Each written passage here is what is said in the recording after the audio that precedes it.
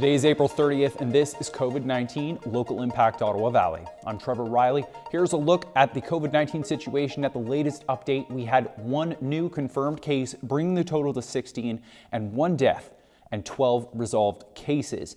Total testing done now sits at 1,630, and negative tests now sit at 1,494, and we are currently awaiting the results of 120 tests. In the province of Ontario, the number of cases went up by 459, bringing the total to 16,187. That's a 2.9% increase from the last report. 1,082 deaths have been reported, along with 10,205 resolved cases, and total testing has now increased by over 12,000, now reaching 277,000. Those are the current numbers at the 10:30 a.m. update on April 30th. Today we are going to hear from MP Cheryl Gallant as she shares an update with your TV about the current COVID-19 situation, and also following her first in-person session in Parliament under the new conditions. I have just returned from the first in-person session of Parliament under the temporary format. So I thought today would be a good opportunity to reflect on the situation so far. Commendations and thank yous are in order. First, I would like to commend the work of the Renfrew County District Health Unit and the paramedics. They were planning on how to deal with the COVID virus long before it came to Canada to minimize the effects here. As a consequence of their forward thinking and active planning, our losses have been minimal. I would like to extend my condolences to the families of the individual we have lost to the virus. Thank you to the doctors, nurses, orderlies, and technicians on the front line, especially those who've had to isolate from their families. Thank you to the nurses who discreetly let me know about the safety situation they were facing. It's being resolved to the best of my knowledge, but if the situation changes, please let me know. Our remarkable outcome locally is also done because of the work by the city planners, health inspectors, and the building inspectors. They had the foresight to have things done right in the first place. We were better prepared for situations such as this. To all the farmers and essential workers, thank you for supplying our food. To the businesses forced to close, I know some of you still don't qualify for federal help, and we're working on this. We're also focused on having you open and working safely as soon as possible. A special thank you to all the businesses and organizations who've stepped up to help deal with the crisis. Thank you to ETM Industries and CNL workers for manufacturing face shields. Thank you to O'Kenny Craft Spirits who've been making hand sanitizer. And as thank you to all the individual volunteers helping however best they can. People are sewing face masks for frontline workers. Seamstresses are making laundry bags for nurses to safely take their scrubs home to wash. Our country and much of the world has not faced a disruption to normalcy on this scale since World War II. We've not faced a health emergency of this magnitude since the end of the First World War. And despite the unprecedented lockdowns, both world wars and the Spanish flu had greater impacts on the daily lives of Canadians. And while the news can leave us feeling down, it's important to remember what happened after the Spanish flu and the world wars. We had massive economic growth and incredible technological revolutions, particularly in medicine.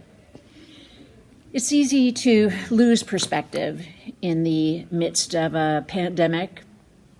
It's easy to think that this will somehow become our new normal.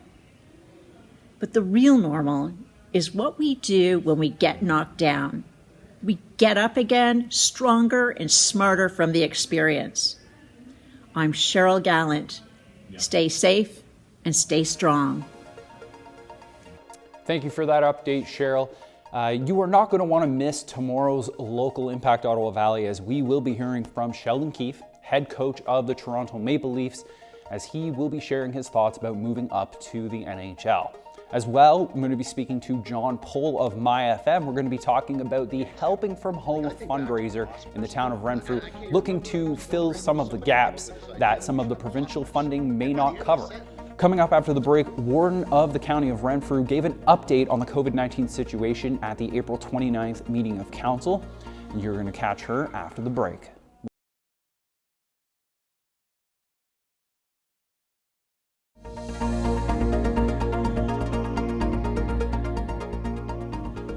Welcome back now. We are going to hear from the Warden of the County of Renfrew, Debbie Robinson, about the COVID-19 response from County Council on April 29th.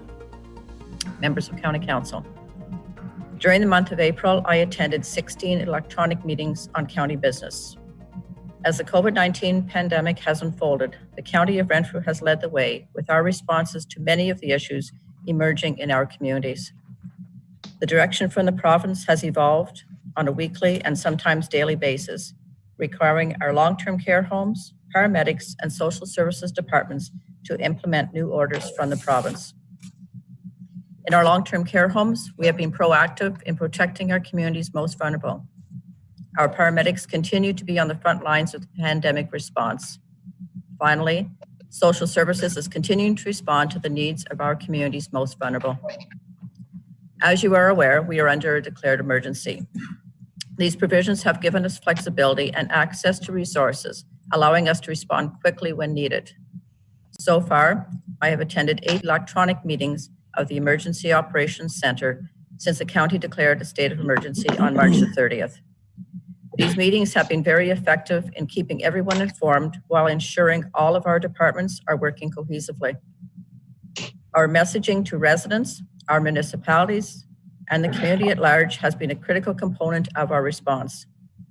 The Crisis Communication Team, Jackie Stott, Information and Research Coordinator, the Economic Development Department, Lainey Bolt-Johnson, Funding Coordinator, Long-Term Care Homes, Carrie Lynn McGrath, Paramedic, Roger Goldberg, IT Technician Webmaster, all led by Michael Barber, Media Relations Grants Coordinator, has developed a crisis communication plan that focuses on the frontline staff who deliver services during a declared emergency.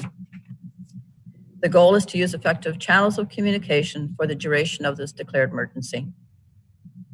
Moving forward, we are entering a crucial phase in our COVID-19 journey.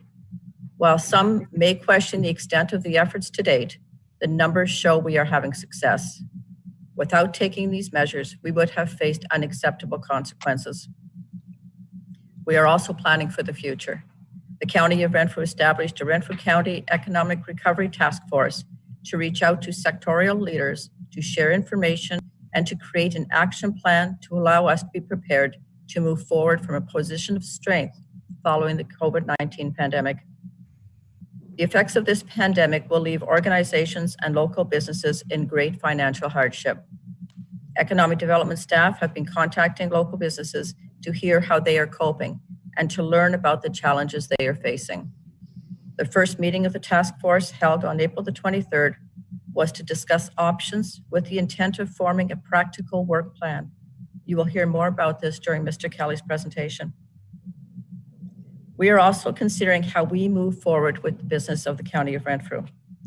Last week, we awarded the tender for the service delivery review.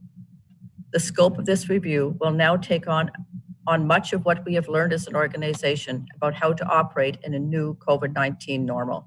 These lessons will serve us well in the future. I would be remiss if I did not acknowledge publicly the excellent working relationship the county has had with the Renfrew County and District Health Unit's Medical Officer of Health, Dr. Rob Cushman, who has strongly supported the county's position with the province regarding our supplies of PPE, long-term care needs, and paramedic service operations. We have also experienced and benefited from the commitment of our MPP, John Yakubuski to the residents of Renfrew County. MPP Yakubuski has been influential in ensuring our voice is heard and has personally taken our issues to Ministers Elliott and Fullerton, to Premier Ford, and to the Treasury Board. He has first-hand knowledge of the extraordinary work being done and the proactive planning undertaken by our long-term care director, Shelley Sheedy, our Chief of Paramedic Service, Mike Nolan. MPP Yakubuski's influence has resulted in some significant gains for us. Just yesterday, he successfully advocated on our behalf for the inclusion of paramedics in the recent announcement of a $4 an hour wage hike for frontline workers. MPP Yakubuski's efforts and the province's willingness to review the list of eligible workers is much appreciated by this council and by our 124 paramedics who continue to tackle this pandemic every single day. We are extremely proud of their efforts and the efforts of all frontline workers in the County of Renfrew and across the province of Ontario. I remind those assembled here today of the following: the County of Renfrew, experience our history, share our future. This concludes my address for this session of County Council.